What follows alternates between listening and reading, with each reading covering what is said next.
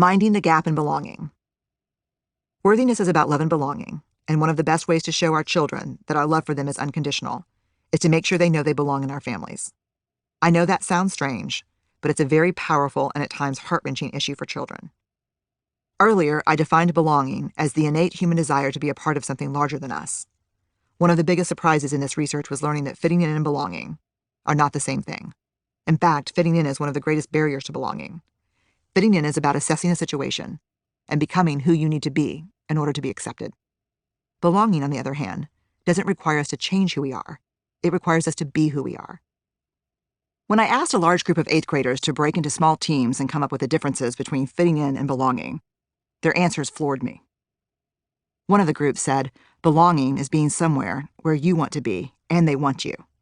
Fitting in is being somewhere where you really want to be, but they don't care one way or the other. Another group said, belonging is being accepted for you. Fitting in is being accepted for being like everyone else.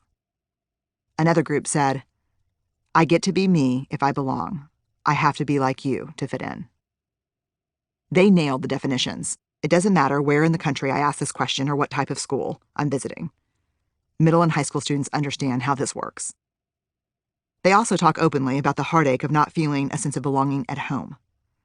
That first time I asked the 8th graders to come up with the definitions, one student wrote, not belonging at school is really hard, but it's nothing compared to what it feels like when you don't belong at home.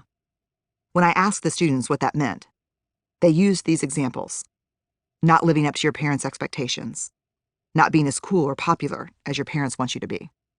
Not being as smart as your parents. Not being good at the same things your parents were good at. Your parents being embarrassed because you don't have enough friends or you're not an athlete or a cheerleader. Your parents not liking who you are and what you like to do.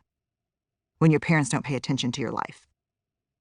If we want to cultivate worthiness in our children, we need to make sure that they know they belong and that their belonging is unconditional. What makes that such a challenge is that most of us struggle to feel a sense of belonging, to know that we're a part of something, not despite our vulnerabilities, but because of them. We can't give our children what we don't have. Here's an example of how we can grow together and how our children are capable of great empathy. There's nothing that inspires that deep sense of belonging like shared empathy.